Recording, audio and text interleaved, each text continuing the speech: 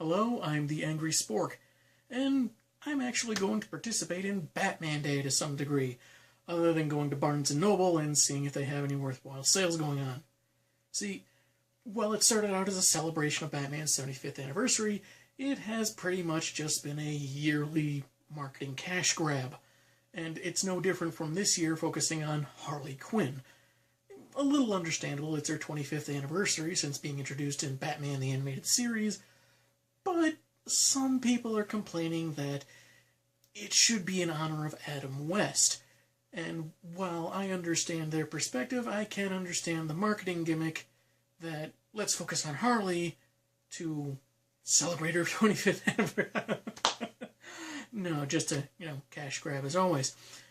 But since they put so much time and energy and probably money into this kind of promotion, probably going back even to last year's Batman Day, I wouldn't be surprised that they don't want to just chuck it all, even for the late Adam West.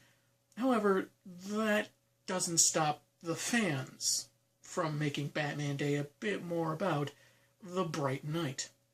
So, in something of a more off-the-cuff, improvised fashion, I want to talk about Adam West from my perspective, being a rather noticeable Batman fan myself, in case you haven't noticed.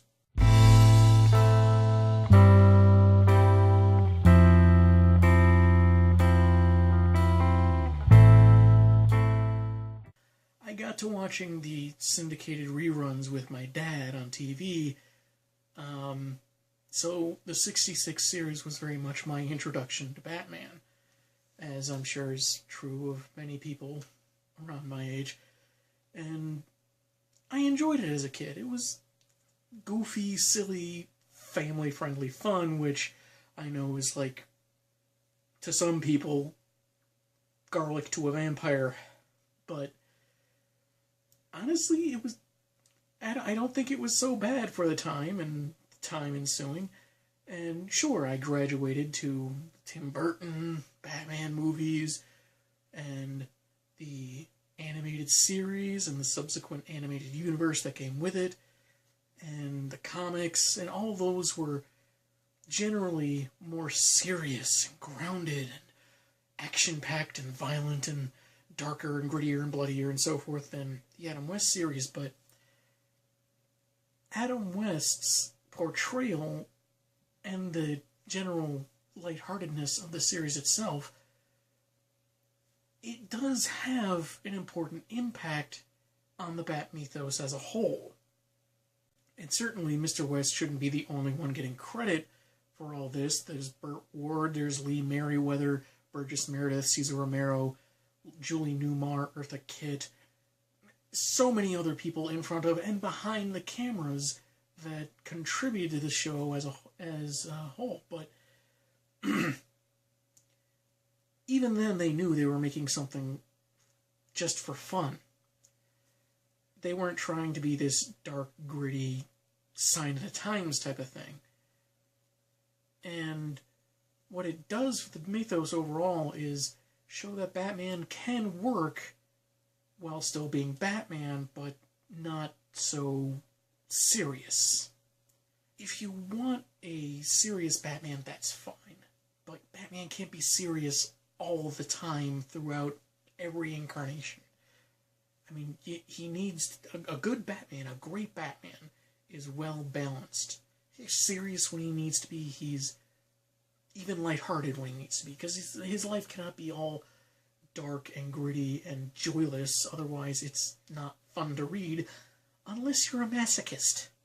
The animated series was definitely had its moments of lightheartedness. Brave and the Bold was a love letter to when Batman wasn't quite so brooding and dark, and both shows worked.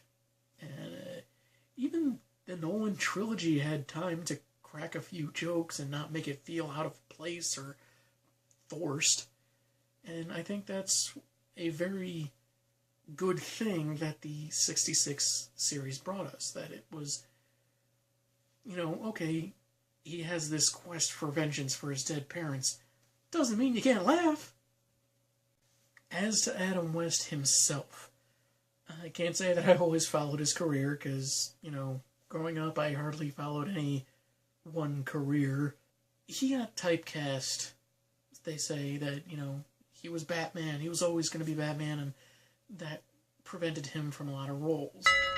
Even though, well, there was one role where he turned down. He was, I hear he was going to be James Bond at one point. They asked him to be James Bond for the movie In Her Majesty's Secret Service, but he politely declined. I think he said that he thought that the role of James Bond should go to a British individual, so naturally they went with an Australian named George Lazenby. Go figure. And can you imagine if he had accepted? I mean, I don't know how well his British accent would have been, but he would have been Batman and James Bond. It's kind of like Jean-Luc Picard and Charles Xavier being the same dude. Wait a minute. I digress. The whole typecasting thing obviously served as inspiration for one of the better animated episodes of the animated series Beware the Grey Ghost, where Adam West is voicing a character named Simon Trent, who is pretty much a pastiche of the guy, and he faces the same trials as an older actor, but people still remember him from this old superhero TV show. But here's the thing, Adam West plays the role well. Whether you want to say it's because it is a mirror of his personal struggles, or because he was a better actor than most people gave him credit for, he did such a good job. And that wasn't the only time he got involved in the Bat cartoons. He was the mayor of Gotham in The Batman. He voiced both Thomas Wayne and a robot in Brave and the Bold. And I might be forgetting a couple of things. But the fact that he went mostly to voice acting in a lot of his roles doesn't detract from him as an actor. And some people will think that, if you're a voice actor, you're not really an actor. You're only doing half the acting. Those people can club themselves with a brick as far as I'm concerned. But he still gave a good performance, even if he was just in a direct-to-video Scooby-Doo movie or in an episode of Family Guy, which I long since abandoned that show. But whatever he was in, doing a guest spot as himself, or just playing a small role as a guest appearance on a sitcom like The Drew Carey Show, he always brought this sense of fun. He had fun with it, from what I could tell. That's what I got from all his appearances. He didn't take himself all that seriously, and I think that's one of the better things an actor can do, because we've seen artists of all types of mediums and genres, who probably think a bit too highly of themselves, and then you have others who don't really do that. And Adam West was very good at having this demeanor and this element in his voice that he didn't take himself all that seriously. And I think that is a quality that not just actors or musicians, but anyone can really say, maybe we need to do more of that. Maybe we need to take ourselves a little less seriously. And, people say that all the time, and not all of us live up to that. Whatever you think about the guy, whether you loved everything he was in or some of what he was in, if you thought that sitcom he starred in, written by Conan O'Brien, should have been given a full series, or if you think maybe he should have toned down a little, he left an indelible, but I think important mark on the mythos of Batman. And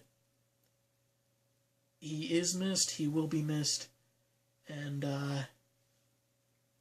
thanks for everything, Adam. You showed me that justice doesn't always have to come from the darkness.